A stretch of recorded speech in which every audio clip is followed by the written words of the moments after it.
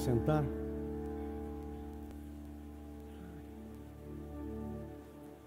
Quero convidá-los a abrirem suas Bíblias em Lucas, capítulo 24.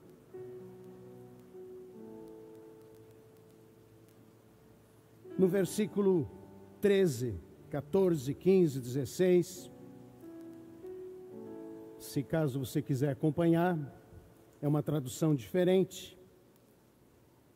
E diz assim: E eis que, no mesmo dia, iam dois deles para uma aldeia que distanciava de Jerusalém 60 estágios, cujo nome era Emaús, e iam conversando entre si de tudo aquilo que havia sucedido.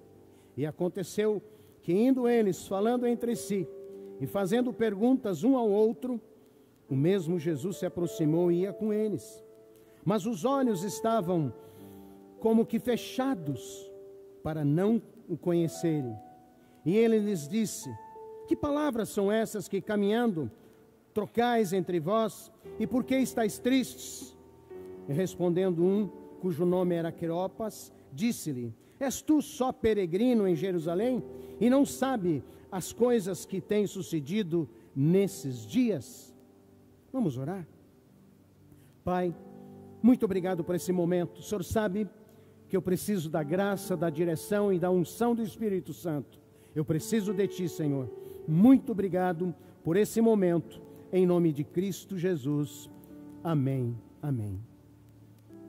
Olá, tudo bem? Eu quero dar um olá para todas as redes da igreja e para aqueles que não são da igreja, mas muito especial para a Rede Diamante, que muitas vezes eles não podem estar aqui. Olá, tudo bem? Eu sou Cleopas. Aí do versículo 18, quero relatar a vocês um encontro transformador de Jesus com pessoas distraídas, um encontro de Jesus com pessoas distraídas. E uma dessas pessoas sou eu. Todos esses versos do capítulo 24 mostram que não tínhamos discernimento daquilo que estava acontecendo ao nosso redor. Por isso Jesus, ele diz assim: ó nécios, tolos, por que vocês são tardos, distraídos para entender aquilo que está acontecendo? Apesar de nós conhecermos a Escritura, as profecias a respeito de Jesus, nós não conseguimos entender que a cruz era o caminho para a glória dele. A maior história da humanidade estava se desenrolando bem debaixo do nosso nariz e nós não estávamos percebendo, nós não estávamos entendendo.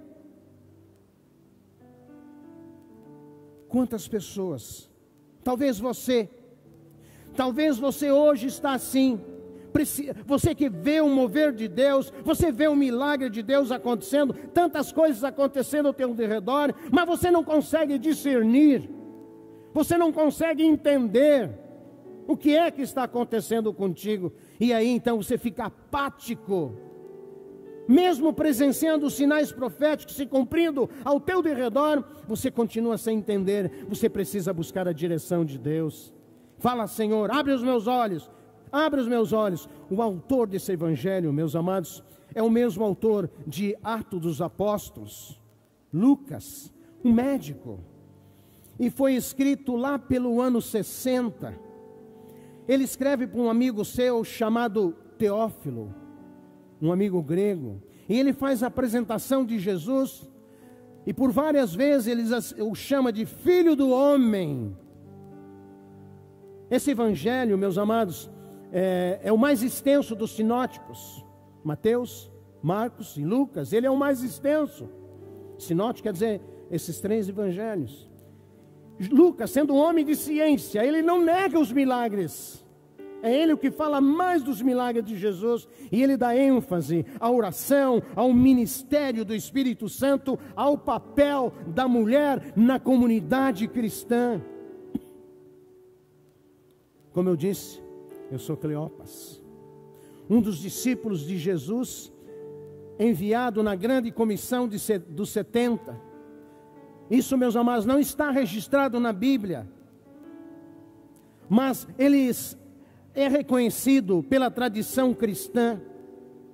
E nós somos pregar o Evangelho, anunciar o reino de Deus. O reino de Deus chegou, nós somos com autoridade para curar.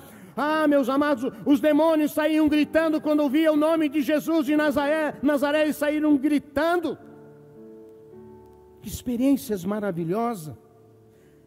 Regressamos, e quando nós regressamos, cada um contava a sua experiência, aquelas experiências maravilhosas, todos alegres, felizes, pois nunca nós tínhamos experimentado isto. O Senhor ria, e o Senhor nos levou à parte, um lugar só para nós, e Ele começou a ministrar aos nossos corações, e aquilo ali mexeu muito conosco, mexeu muito comigo, e foi lá no profundo. Vocês estão felizes de Jesus? É muito bom. Eu dei para vocês autoridade para pisar de serpentes e escorpiões e todo o poder do inimigo, e nada, absolutamente nada, ia atingir vocês, porque vocês estavam revestidos da minha autoridade. Mas eu quero dizer uma coisa para vocês, igreja, aos irmãos que estão ouvindo, preste atenção, olha só o que Jesus diz: vocês devem se alegrar, não porque os espíritos se vos submetem, e sim porque o nome de vocês está arrolado nos céus. Quando Jesus falou isso, meus amados, toda aquela euforia se calou, pois o nosso ego estava lá em cima. Achávamos que nós éramos os melhores, achávamos que nós agora éramos os tais.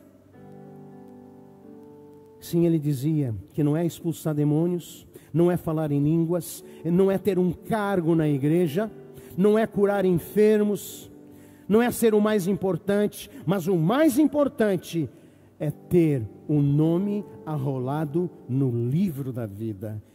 Ter o nome arrolado no livro da vida. Passamos um tempo a mais com ele, e cada um retornou então para os seus afazeres, para as suas vilas, para a sua cidade, e ele conclamou que na semana da Páscoa nós retornássemos para Jerusalém. E os dias passaram rápido, e aí então nós estamos lá em Jerusalém novamente, sem imaginar que o que nos aguardava ali, o que iria acontecer naquela semana da Páscoa, marcaria profundamente as nossas vidas. Nós seríamos marcados profundamente e nunca iríamos esquecer. Jerusalém estava fervendo, gente para tudo que é lado, gente entrando, gente saindo, o mundo todo estava ali para comemorar a Páscoa. Tudo tomado dia e noite. Novamente o Senhor nos leva à parte, e Ele começa a ministrar os nossos corações. A princípio nós não estávamos entendendo quase nada. Eu mesmo estava tão distraído, eu não entendia muita coisa não. Mas ele dizia: nós vamos subir para Jerusalém, e o Filho do Homem será entregue às autoridades. Eles o condenarão, eles o crucificarão, e eles entregarão aos romanos. Na nossa compreensão não entrava, o que iria acontecer era que ele iria libertar a nação judaica e a sujeição romana, e que um novo governo ia entrar e seria implantado com mão forte da dinastia de Davi, Mas Jesus tinha algo profundamente maior e melhor para nós. Jesus tinha o perdão dos pecados, Jesus tinha a vida eterna.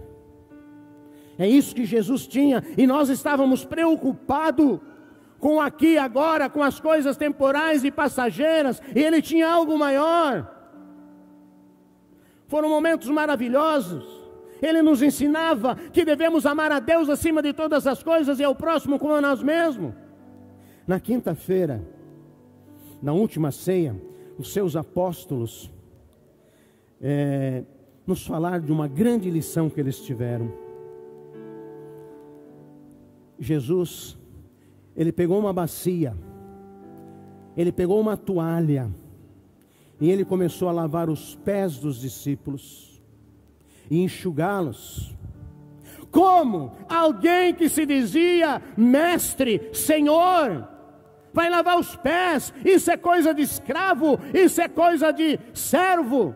Não, Jesus. A princípio nós não entendíamos nada. Eu mesmo estava muito distraído para compreender essas grandes verdades. Ele dizia isso. Eu faço, vocês devem fazer também. Foram dias maravilhosos. Aí cantaram hinos memoráveis que nós cantamos aqui um dia e foram ao Getsemane para orar.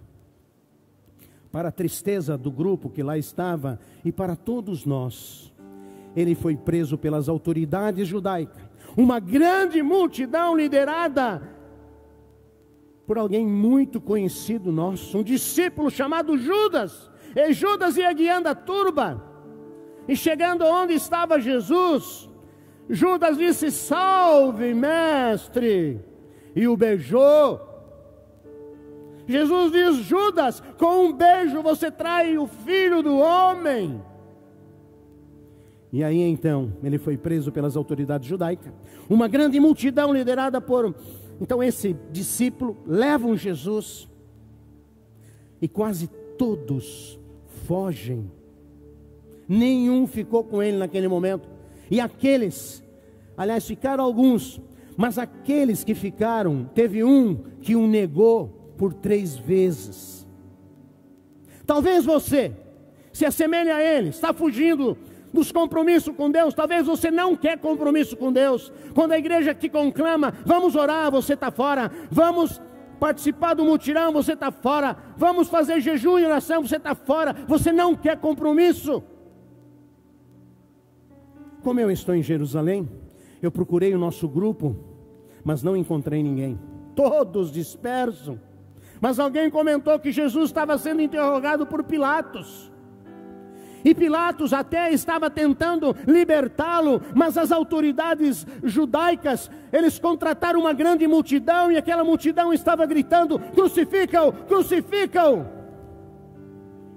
Sai a sentença. Sabem qual é a sentença? Morte, e morte de cruz. Eu corri para lá, e eu vejo uma grande multidão enfurecida, jogando pedra, xingando, blasfemando, cuspindo nele, e ele carregando aquela cruz enorme. De repente ele leva um tombo e ele cai. E aí eu percebo que não era ele estar ali naquela cruz carregando, era para mim, era para você que está me assistindo, era para você carregar aquela cruz, não ele. O que de longe eu pude ler daquela cena, Jesus olhando, ele diz assim: estou fazendo isso por você, estou fazendo isso por você, estou fazendo isso por você. Sim, ele nada fez para estar ali. Ele foi levado ao Gólgota e o crucificaram entre 2 ladrões da pior espécie. A hora 9, 3 horas da tarde, ele dá um suspiro e morre. Pai, nas tuas mãos entrego o meu espírito. Já era tarde. Eu ali com outro discípulo, e eu perguntei: vamos dormir por aqui? Esperar passar o sábado? E a decisão foi: sim, vamos ficar aqui.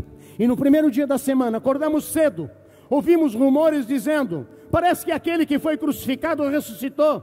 Algumas mulheres foram ao túmulo e dizem que um anjo falou com elas e que ele havia ressuscitado.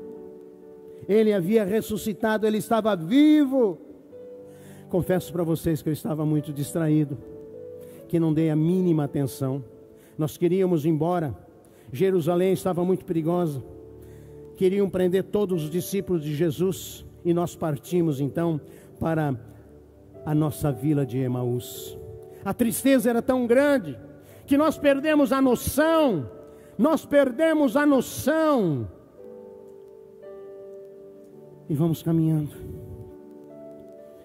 Nós falávamos assim: nós esperávamos que ele fosse o libertador de Israel. Nós achávamos que ele ia instalar um governo forte. Nós conversávamos um com o outro. Era preciso conversar, colocar para fora toda a nossa angústia, todo o nosso desânimo, todo o nosso desespero, toda a nossa decepção. Era preciso colocar para fora. Mas de repente, no meio do caminho, se apresenta alguém. Um homem se aproxima mansamente. Mas nosso sofrimento era como um véu. A dor impedia de reconhecermos quem era aquele que se aproximou e agora caminhava com nós. Mais tarde ele se revelou. Estávamos fisicamente próximos de Jesus, mas distante dele. Não conseguíamos enxergar além de nós mesmos e do nosso sofrimento. Estávamos tão distraídos em um mundo de perdas e derrotas. Jesus, porém, ele enxerga lá dentro do coração. Jesus enxerga dentro do teu coração, sim. E parece que ele reconhece toda a nossa dor, e quando ele se coloca do nosso lado, em nenhum momento ele nos julgou, ele não nos condenou. Apenas ele faz uma pergunta: vocês estão conversando estrada fora tão tristemente, o que aconteceu?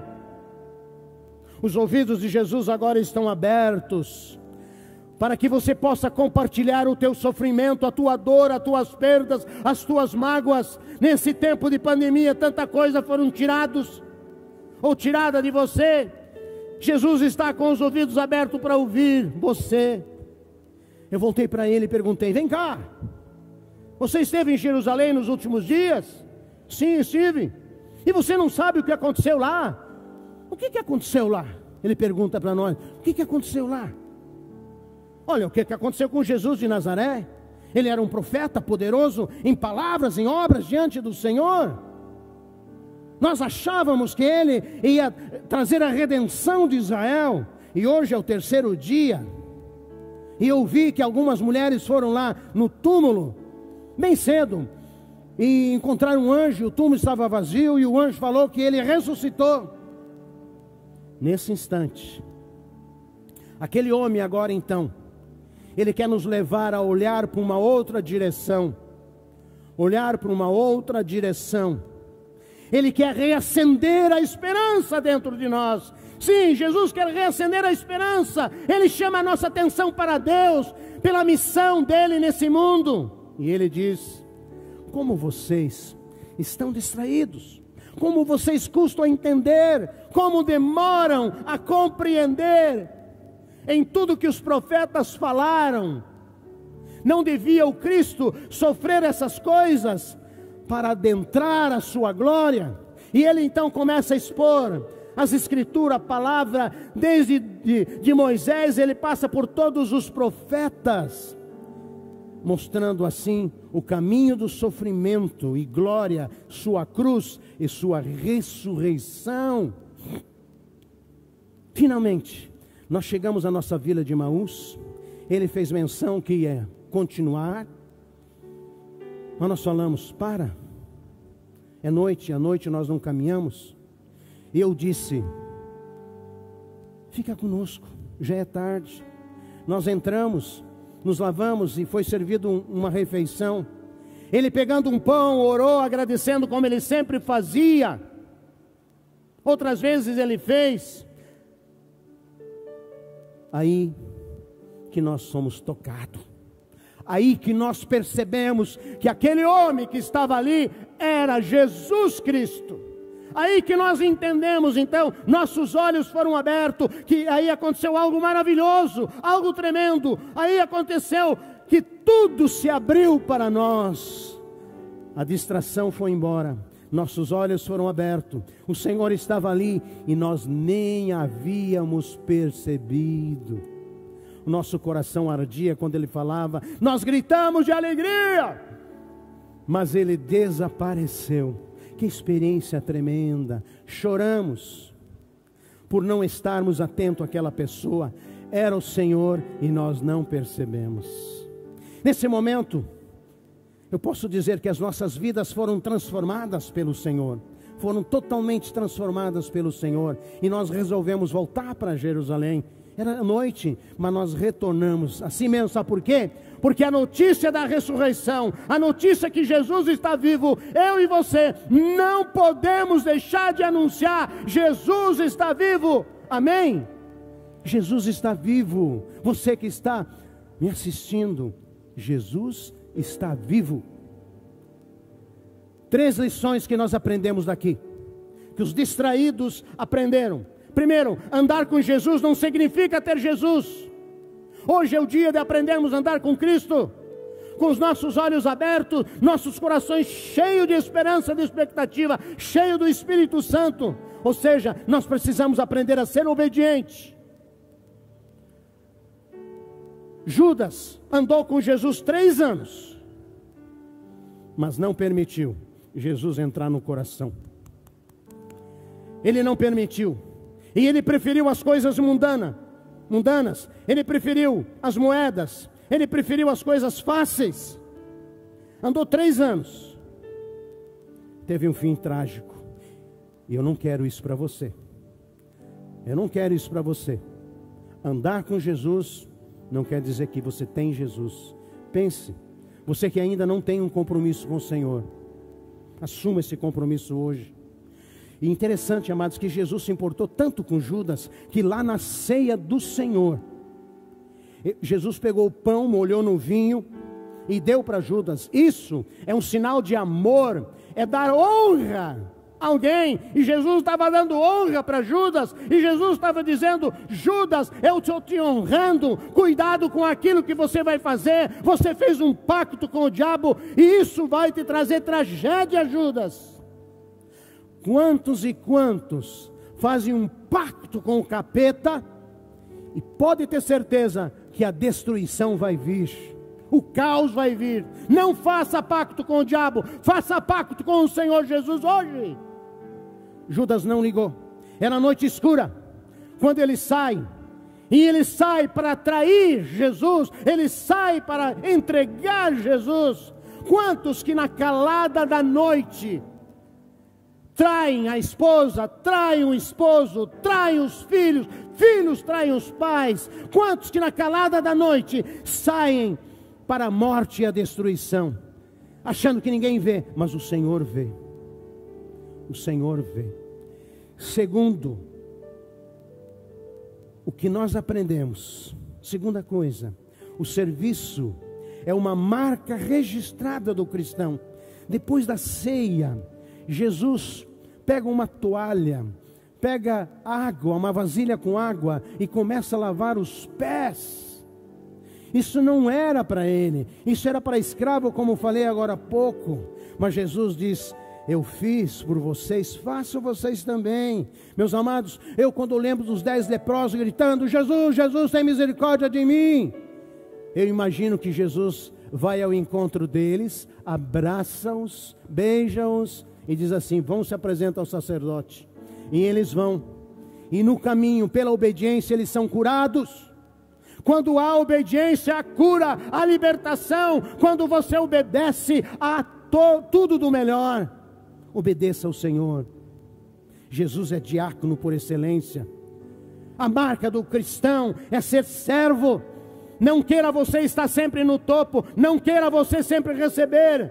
Aproveite, nós temos muito trabalho aqui nesse tempo para você que quer servir, que quer pôr a mão na massa. Nós temos o nosso novo espaço. Terceira lição, o mais importante, que fazer sinais é ter o nome arrolado nos céus.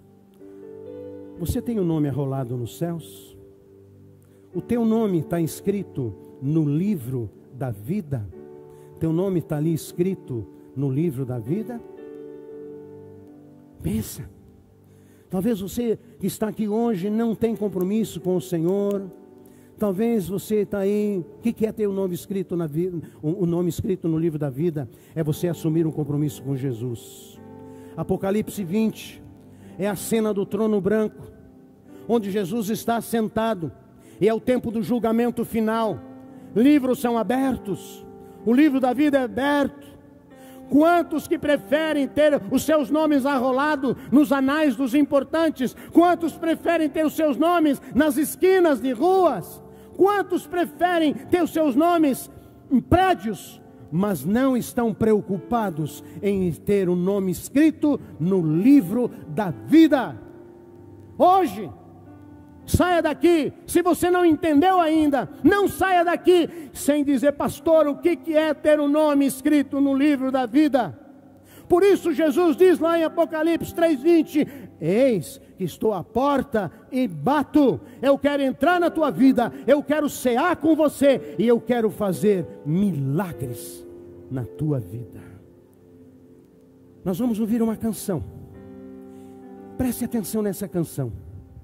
Preste atenção, é Deus falando para você. Vamos cantar com alegria, vamos colocar de pé.